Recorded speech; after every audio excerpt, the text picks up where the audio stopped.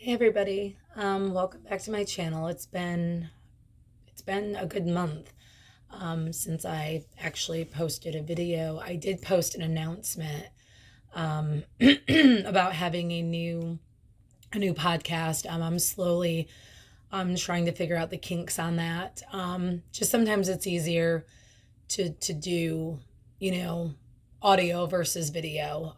It just the days that I'm, not feeling like being in front of a camera. I still want to be able to raise awareness for everybody and still be able to, do the Benzo, podcast if I can't do videos. So I'm happy to announce I've jumped off Ativan at the approximate dose 0.01 milligrams on Thursday evening. I'm trying to breathe. Thursday evening was my last dose. What was happening was I started noticing, and I'm sorry guys, I'm kind of spaced out a little bit today. But I was just noticing every time I was doing my dose and I was taking my dose, I was feeling like almost like it was doing a paradoxal effect, if I'm even pronouncing that right, to where it just wasn't working or doing what it should have been doing in the beginning when I started taking it. So I just felt like it was making me sick. So I don't know if it was that or if it was that I was maybe getting filler versus, because I did the water titration. So I don't know if I was getting the filler versus the medicine, but it just made me really sick. So I figured I was in the safe zone.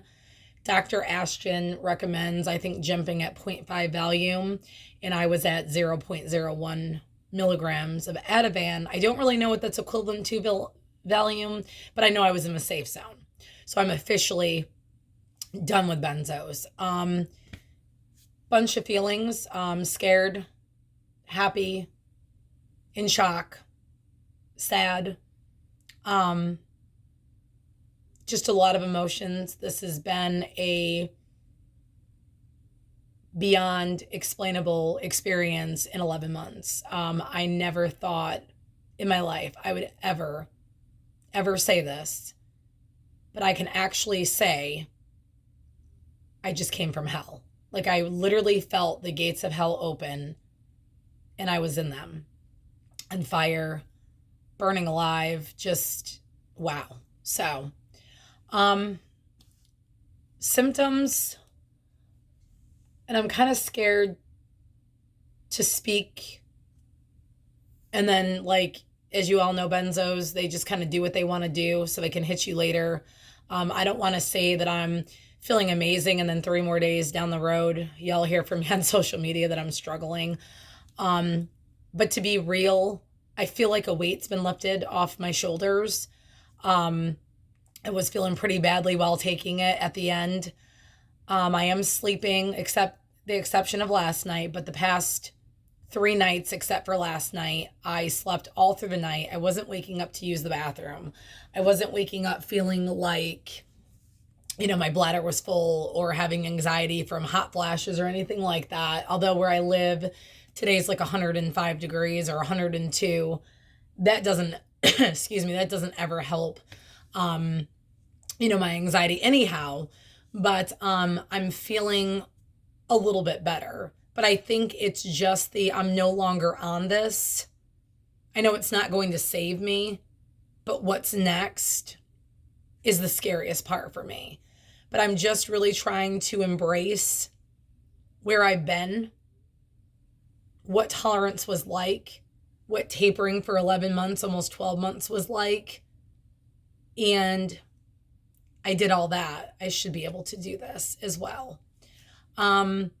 Symptoms, I don't feel as anxious, which is weird. Good, but just different. I think a lot of that, I did have anxiety, but I think when it comes to benzos, I just think they take your anxiety and like ramp it up. Like your anxiety is tripping on anxiety type thing, because that's how it felt through tolerance. And that's how it felt through some of this taper. So that's gone. I don't want to say gone. It's lifted. My sleep and my dreams aren't so crazy because it was like almost every night I was having vivid, graphic, like I was watching the worst horror film you can think of. Those have faded some, and I know it's only been day 5 today, but just a little update. Um, I don't feel so dehydrated in my mouth. I feel some moisture coming back, like my own saliva, because my mouth was so dry. I had like plaque coming out of my gums. I have to have so much dental work done now due to the loss of my gut health and now my teeth. Um, my vision, the head pressure, all that stuff, it's there, but it's tolerable. It's not like every day where I felt like my head was going to explode and I had, a bad sinus infection. So a lot of that stuff is it comes and goes in waves, but it's really tolerable right now, which is awesome because I had that head pressure almost the whole 11 months. Um, I'm feeling like I'm getting some of my feelings back, because through this, as you all know, was really numb. I still am numb, but I'm feeling little waves of laughter come back and things that, were a part of me before Ativan. So that's good. Um, I did start a new support group. I don't remember where I kind of left off in my last video, but I did start a new support group called the Benzo House. I want it to be where people can find it, they can come, they can feel supportive. They don't have to feel, afraid. They don't have to feel bullied. There's just a lot of things in groups I'm not going to get into detail, but I didn't care for that they were doing. And I want people to be able to come in and feel support. Not all of us can afford to go to therapy. Not all of us, want to go to therapy, because how bad we've been judged just with the medical field as it is. So I want a place where people can come and feel safe. So you can find it at Facebook. I can leave the link in the down bar. I don't want to give it to y'all and give it to you wrong, but it is the Benzo House. So you can actually type it in the search bar. I started my podcast. Again, it is the Benzo House as well. You can actually download Cast Box, which is awesome. Like I used it throughout all my taper to listen to doctors, listen to really good podcasts, supportive podcast, meditation, anxiety, things in that nature. So, anybody can have a podcast. It's pretty cool. You're busy, you're cooking, you're doing things. We don't always get a chance to go on YouTube. So I thought it would be a great way to also incorporate more support for people. So I'm really proud of that. And again, I'm just wanting to raise awareness because there isn't enough out there. Everything that I've searched in 11 months comes back to just addiction, detox centers. Most of the symptoms listed for benzos in withdrawal is withdrawal, if you abuse them. And that is so far from the truth. I experienced every symptom that's listed under rare. So I don't buy any of that, but we do need more awareness. I am working in a little more active on my Twitter, and I'm trying to be more active on Instagram. So if y'all want to follow there, I'll leave all the links below. But yeah, I'm off Ativan. Like I can't believe this at all. I'm, just trying to focus on the positive. Like, where will I be in the next 3 months? Will I go back to school? Will I finish my degree? My son has an upcoming MRI, which I'm so nervous about, on the 8th to make sure that the tumor that was in his brain is either still not responsive or not there. Because he will be starting kindergarten come August, the end of August in my state. So like he gets a chance to be a little boy again. He gets a chance to be a little boy for the first time, without chemo and hospitals and visits and labs. But he will go every 3 months for an MRI. I think it's till he's in the year clear zone. But yeah, this has been really bad. I'm in group with so many people who are on so many meds that are just, they're giving up because every time they go to their doctor, it's the same song and dance. That drug doesn't do that. That's your anxiety. It's just the pill isn't working anymore. We got to get you on something else. or we need to increase your dose because your anxiety is just not responding anymore. It's like, really? That's really what you come up with a patient telling you what they're telling you.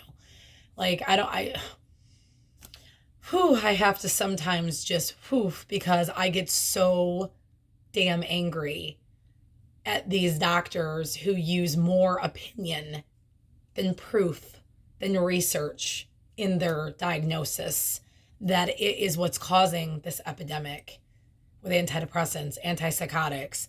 Suicide rates are going up. The crime rates are going up. People are losing it. They're not just leaving their job because they were fired or leaving their job because they were laid off. Now they're going back and they're killing people at their job. They're not taught coping skills. They're losing it. They're sad. They're depressed. The world is not an easy place on top of things we deal with as trauma in our life, going from a baby to a toddler to, a preteen to a teen to an adult. The world is not easy, and if doctors would just understand that this is all perfectly normal, we just need those coping skills put in place and somebody to be there for us and to support us and give us new ways, because our old habits sometimes are bad habits. We wouldn't be in this predicament. We wouldn't be mass drugging the world, It's just, I don't know. I sit and I think, I couldn't even be there for my son going through chemo because I was in bed and I was sick all the time, and everything made me fear like I'd never feared before, ever in my life. Like, I have anxiety, but this wasn't anxiety. This was like, and I'm sure you all can relate, like it felt like my whole body was on speed. My heart was racing and my body temperature was going up, and then my body temperature was going down. And I was depressed all the time and numb all the time, and every time I would go somewhere, the worst thoughts were going in my head. I never had this before Benzo. I never had this before I met Ativan. Like, who doesn't have a mental health? I'd like someone to not raise their hand because you would be totally wrong. We all have this, and this is called mental health. This is called, and I really think they should rename it, to be real, because we all have a mental health to upkeep. Anybody who has a brain in their head has a mental health, but they need to stop labeling like we're crazy. Like, people think mental health, they think, oh my gosh, this person is nuts. Bipolar, borderline personality disorder, all of those things, if you really sat to read what they are, they're not as bad as they're labeled to be. They do that so they can give a diagnosis and they can create a med, so they can create a drug, create another sedation and another patient and another addict or another person dependent. So, I'm arguing now with a lot of people. Like, I don't feel like anxiety is a disorder, to be real. You guys may jump on me, but I feel like it's a symptom of an underlying condition. You don't just have anxiety for no reason at all. And some of the meds they put you on can increase the anxiety as a symptom already. So I really think generalized anxiety disorder, it can be taken care of. I've been controlling all the anxiety that's not chemical induced by this. Changing my old thinking, understanding what anxiety is, understanding why our body does it, so I can control it better. The other stuff, I just have to adapt the way I react to it. The chemical stuff is no control over. But there are triggers of things that create all of this. It's not just you have generalized anxiety, deal with it, here's meds. How is that the answer? So you've got people running around America who are totally numb. Their feelings are not their own. Their chemical in their brain has changed because you put something in it to do that. They're no longer who they were, and they're just out there emotionless, feeling no relation to the world at all. How can people ask, well, how can someone go out there and just kill somebody? Well, there you go. There you go, because all of their emotion is stripped and taken away.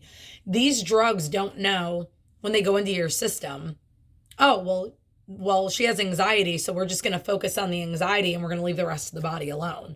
These drugs don't work that way. They go into the system and sedate and numb everything that's in its path. Just like a similarity, my son with chemo. Chemo doesn't know cancer, a good cell from a bad cell. It poisons his entire body. That's why kids get sick. Adults get sick going through chemo because chemo doesn't know what parts of the body and cells are bad. It just attacks everything equally, hoping to get rid of the bad cells. So I feel like honestly, the same thing goes for anxiety. It goes for whatever you're on these meds for, insomnia. Figure out the person's diet. Figure out what is going on in their personal life, that they're dealing with, baggage and pain that they're feeling from things that have evolved and happened to them. It's not always necessarily somebody doesn't isn't born broken. Somebody isn't born into the world just like they're not born into the world hateful. They're taught that. So I don't feel like doctors are really listening into really what is going on. They're not like further educating themselves. They're just sticking in the mode that they know and they don't want to hear any different. And that is very dangerous. That could kill somebody. That could potentially take somebody's life by not keeping their education going and looking at what's happening around them. They're only seeing what's in their office in a 10 by 10 room that they see every day. They're not looking outside the box to see what's happening in the world. So if you do that, how are you supposed to be a better doctor? You're not. You're going to be stuck in the same rut and your same opinions with everybody you meet. And you're not going to believe anybody that comes walking into you because you've never dealt with that before, because you're not opening your eyes to see it's happening. So I'm just, now is the time in my life where I want to start raising more awareness. I want these doctors to understand you are not going to have me walk into your office and hand me a drug and tell you to see you in a couple of weeks to see how I'm feeling. That's not the answer. I've done so much research and listened to so many amazing doctors, and I'll link one down below from the podcast, not mine, but somebody else's. Gut health, they're finding, is a link, an actual science, like proof that this brain, the sleep, the anxiety, the depression doesn't work properly when your gut health is a wreck. It doesn't, your belly, I've learned this through benzos, is your second brain. That's where all of your GABA receptors are. That's where everything is. So if it's not working properly, you're not working properly. There's more proof in that holds than, oh, well, we believe it's a chemical imbalance in the brain. We think the drug works this way. They have no evidence to back up what they're saying. But why not look more at the stomach? Why not look more at people's diets? We all react differently to all these new foods, all these new horrible, horrible chemicals they're putting in our food. We don't all react the same way to them. I, matter of fact, had a attack again a couple weeks back with MSG. Like, I've never been allergic to MSG, but look what a pill did by altering my system. I ate it and I was sweating. My heart was racing like soon after I ate. So I knew this was all food related. This wasn't anything else but food related. So that's kind of what I'm saying is, if the gut health is proof and they show proof, why do they keep handing out these drugs other than to make a sale? Because they don't care. They don't care. We need to start caring. We need to start doing our research and not allow these doctors to use us as their guinea pigs, because that's exactly what they're doing. They're doing it legally, but they're creating a business, a drug, and an addict, and somebody with a dependency. And it's got to stop. It's got to stop. But mainly, I came on here today, not just for that. I wanted to thank everybody. Rather you met me in a support group at my time of need. Rather you met me on YouTube and said a kind word.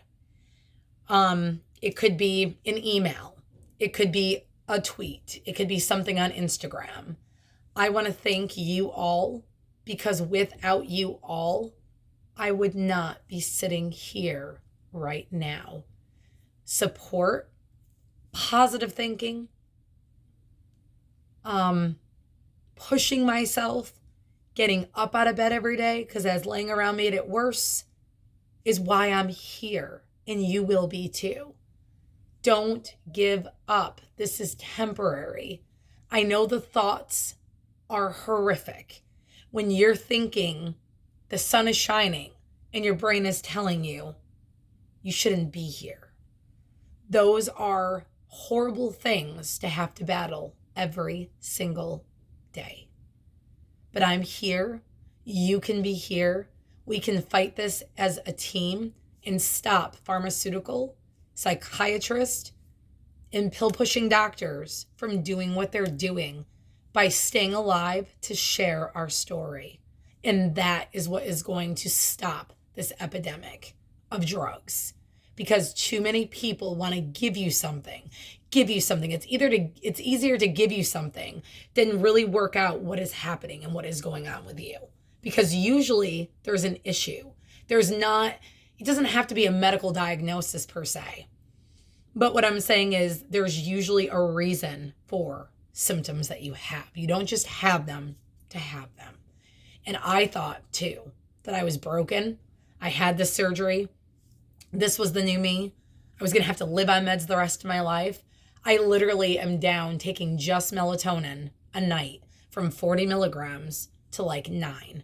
So what I'm saying is, please don't lose hope, because I didn't. You all kept me going and staying motivated to facing this fear, this withdrawal for 11 months. 11 months in my taper and about a year and a half of being sick in going to doctor after doctor and being told I'm crazy. You all can do this. So again, support groups, please join the Benzo group. We'd love to have you. We're positive. We're a family. It's all about being there for one another. Whether you had a bad day or it's Benzo related, we're there to listen. So please go ahead and join that. I'll leave all the links down below. And I'm focused when my kids go back to school to start working on my podcast. And I really hope you guys will share it. Share it to your family. Share these videos to your family, because people who don't understand what it is that's happening, I don't always think that they're not wanting to be supported. Maybe some are, but I think they don't understand what's happening.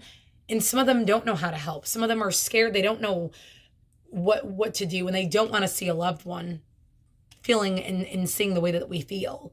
So, again, please stay strong. Please join a good support group. Again, everything in my video is merely experience. I'm not a doctor. None of this information is to be used in place of your doctor's information. But please be strong, stick together, and most of all, love yourself and know this is not your fault. Until then, I'll see you guys later. Take care.